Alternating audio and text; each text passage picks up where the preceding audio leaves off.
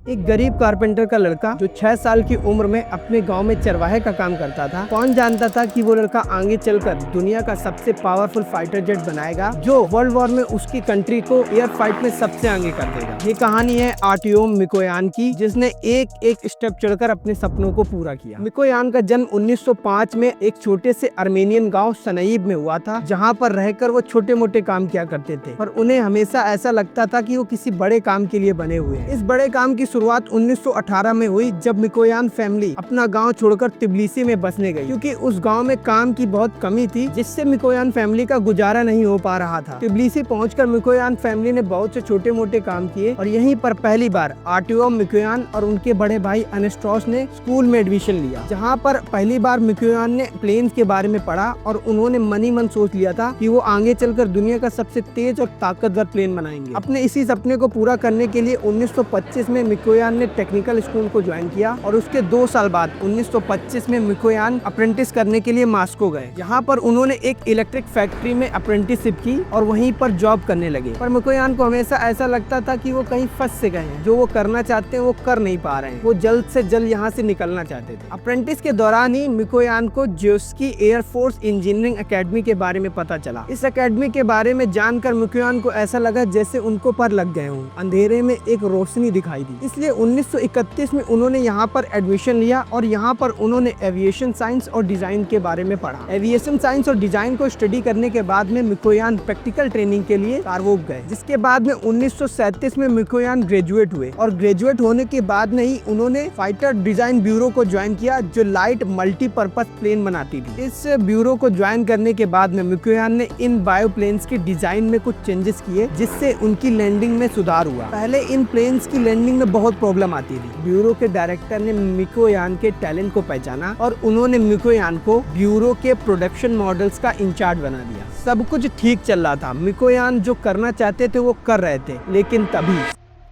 Spanish civil war में Nazi Germany के fighter planes ने सोवियत यूनियन के फाइटर प्लेन्स को मार गिराना शुरू कर दिया। जर्मनी के फाइटर प्लेन स्पीड और एक्यूरेसी में सोवियत यूनियन के फाइटर प्लेन से कई गुना ज्यादा बेहतर थे। सोवियत यूनियन को अब नए और बेहतर प्लेन बनाने की जरूरत थी। उस टाइम पर स्टालिन सोवियत यूनियन के लीडर थे। उन्होंने नए ब्यूरो बनाने को कहा, जिसमें नए जनरेशन के फाइटर जेट बनाए जा सके, जो जर्मनी के फाइटर जेट को मार गिरा सके। आर्टियोम मिकोयान ने इस अपॉर्चुनिटी का लाभ उठाने की सोची। उनके पास में न्यू जनरेशन के सुपर प्लेन बनाने के कुछ प्लान थे, जिसमें उनका साथ दिया मिकाइल ग्रोकोविच ने, जो एक काबिल एयरप्लेन डिजाइनर थे।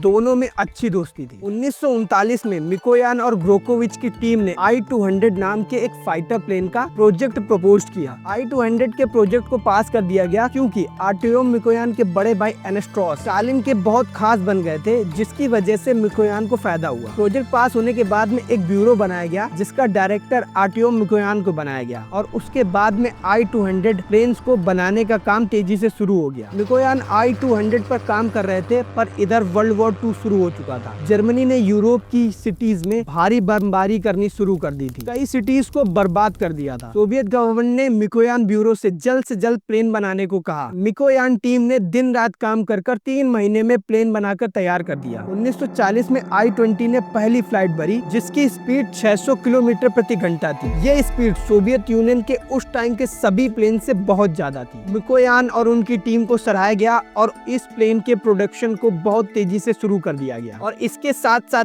I-200 का नाम बदलकर MiG-1 रखा गया, जो मिकोयान और ग्रोकोविच के नाम पर था। और इस तरीके से MiG एयरक्राफ्ट की शुरुआत हुई। लेकिन ये तो बस अभी शुरुआत थी, पिक्चर अभी बाकी है मेरे दोस्त। MiG-1 का प्रोडक्शन बहुत तेजी से चल रहा था, लेकिन मिकोयान इससे खुश नहीं थे। गवर्नमेंट के द्वारा जल्दी से जल्दी प्लेन मांगने की वजह से मिकोयान को ऐसा लगता था कि अभी कुछ कमी है, इसलिए उन्होंने MiG-1 को बेहतर बनाने के लिए काम करना शुरू कर दिया। मिकोयान ने MiG-1 के डिजाइन में कुछ चेंजेस किए, उसमें एक एडिशनल फ्यूल लगाया, कुछ मिसाइल लगाई और MiG-3 बनाकर तैयार किया। MiG-3 600 किलोमीटर प्रति घंटे की रफ्तार से 40,000 फीट की ऊंचाई पर उड़ सकता था। मिकोयान अपने प्लेन्स को बेहतर बनाने में लगे थे कि तभी कहानी में एक ट्विस्ट आया। जर्मनी ने सोवियत यूनियन में इन्वेजन शुरू कर दिया। सोवियत यूनियन की एयरफील्ड्स पर बॉम्बिंग करनी शुरू कर दी और बहुत सारे एयरप्लेन्स को तबाह कर दिया, जिसमें बहुत सारे न्यू मिग प्लेन्स भी थे। इस फाइट में सोवियत यूनियन को पता चला कि उनके पायलट्स मिग उड़ाने के काबिल नहीं है, इसलिए एक स्पेशल टीम बनाई गई जिनकी ट्रेनिंग की गई मिग को उड़ाने के लिए। इस टीम ने जून 1941 में मिग 3 के साथ में उड़ान भरी और जर्मनी के कई बॉम्बर प्लेन्स को मार गिराना शुरू कर दिया। लेकिन तभी कुछ ऐसा हुआ कि सोवियत यूनियन के सबसे तेज प्लेन के प्रोडक्शन को बंद कर दिया गया। फाइट के दौरान मिग 3 के पायलट्स ने प्लेन में कुछ कमियां नोटिस की। जर्मनी के 109 फाइटर जेट से मिग 3 का फायर पावर कम था और ये लो एल्टीट्यूड में स्लो हो जाता था। अगेंस्ट 109 मिग 3 कुछ खास नहीं थे, जिसके कारण मिग 3 के प्रोडक्शन को रोक दिया गया और न्यू प्लेन्स के अल्टरनेटिव खोजे जाने लगे। गवर्नमेंट अब मिकोयान ब्यूरो को बंद करने का सोचने लगी थी, लेकिन इसके बावजूद मिकोयान ने हार नहीं मानी। वो एक नए प्लेन बनाने में लग गए, जिसमें वो पिस्टन इंजन की जगह जेट इंजन का यूज करने वाले थे, जिसको पहले कभी भी किसी ने ट्राई नहीं किया था। उन्होंने दिन रात काम करके एक प्रोटोटाइप बनाया, लेकिन टेस्टिंग के दौरान वो क्रैश हो गया।